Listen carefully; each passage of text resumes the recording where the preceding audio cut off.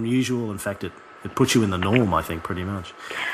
Yeah, like there's a very high percentage of people that either suffer from mental illness or know someone who suffers from mental illness. Yeah, and the key message is, you know, if you think you're one of those, to get out and get professional help. And exactly, you know, don't avoid it. Just get out there and do something like you would if you had a sore leg. You know, you get out and you do something about it. Yeah. Now, listen, I want to talk about the meeting that you had with the founder of Mercy Ministries, Nancy Alcorn. This was like a couple of months ago. She came to Australia. It was back in July. Yeah. Now, at some stage during this process, they shut down the Mercy home that you went to? It was the 31st of July. It got shut down? Yeah.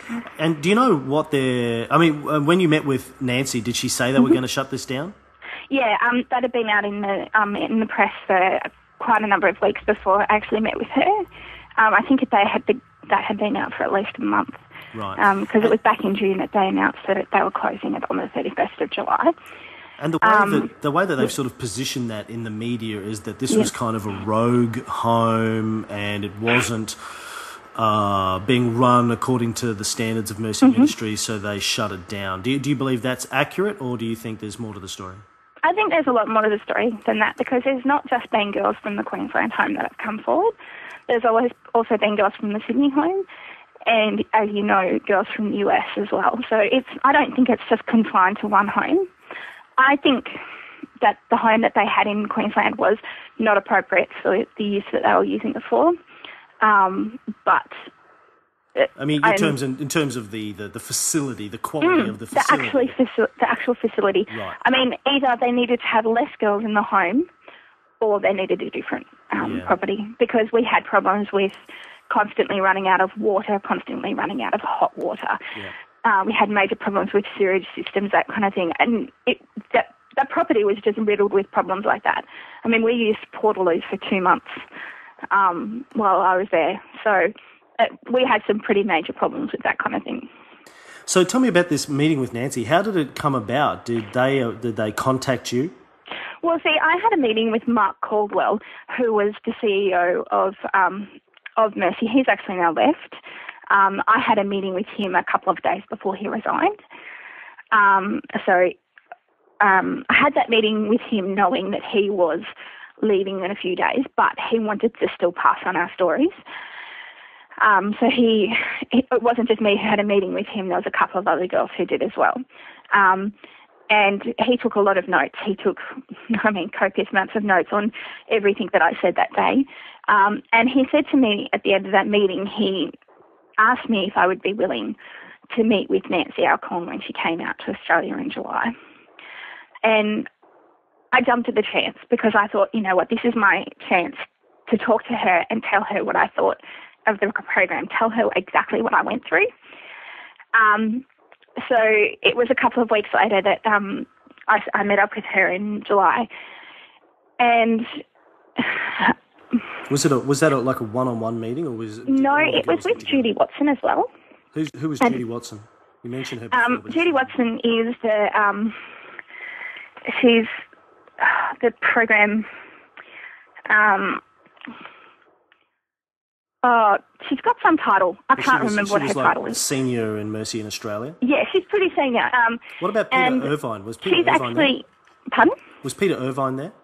No, Peter Irvine had actually resigned a few weeks after the whole thing came out in the media. We should explain that Peter Irvine is one of the two co-founders of he is. Gloria Jean's Coffees in Australia. He's also a senior elder, I think, with Hillsong Church. That's correct, yeah. And he was the CEO of Mercy Ministries? He was. Yeah. Mark Caldwell came in after him. Oh, so Caldwell came after him and he's already left as well? Yeah, he was only in Mercy for, I think it was about 8 weeks. So this is, when something to that effect. When the Alexandra Deacon, the marketing manager for Gloria Jean's, who's been on my blog a bit, says there's no official connection between Gloria Jean's and Mercy Ministries and the Hillsong Church. It's a bit of spin. Quite ridiculous, because Gloria Jean's raises money for Mercy Ministries, so they can't say that there's no connection. One of their co-founders was the CEO of Mercy Ministries. Exactly. So there's obviously a connection there. So Judy Watson was in the Nancy Alcorn meeting, and what what did you say? You said you wanted to take the opportunity to tell Nancy about your experience. Well, pretty much, she already had the notes from the meeting that I had with Mark Caldwell. So she knew exactly what experiences I had gone through, but she allowed me to tell her in my own words. And, I told her about the disciplines I'd been given, the denial of medication, the denial of even paracetamol for any kind of anything really. And I told her about how I was dismissed, being kept on the property for another day after that happened. And she seemed very, very genuine to my face. She apologised to me and told me that what I went through should have never have happened, and that, that I could rest easy because they were going to make changes and they were going to do this and that to improve the program so that no girls went through what I went through. So the meeting lasted a couple of hours, but was really just her apologising to me, just Nancy apologising to me. And I really believed what she said then. I'm a bit sceptical now, but at the time I truly believed what she was saying was, completely. What's changed? Why are you sceptical now? Okay, well, a couple of weeks after I had the meeting with her, she actually rang me from America and told me, wanted to get back to me by phone to tell me the things that they were planning on changing in the program. Okay, so there was 4 things that she said, and the first one was that every girl going into the program would receive the handbook before entering the house. Now, that was a big thing for me because how can you know what you're going into unless you have the rules that they want you to follow by? So I don't know whether they've actually kept that. I seriously have no idea because I haven't heard anything back from Nancy personally about any of that.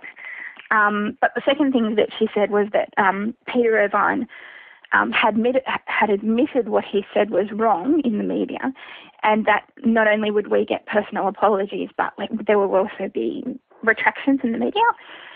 We received personal apologies, a couple of us girls, but nothing was produced to the media. So what they've said in the media pretty much still stands because they've taken back.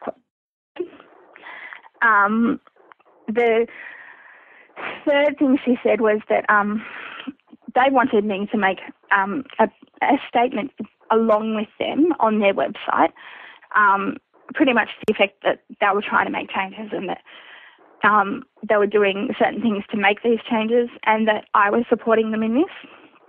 I've actually made the decision not to make that statement anymore because I don't believe that they are making the changes necessary to bring the program up to a point where they are not going to be hurting people by doing this.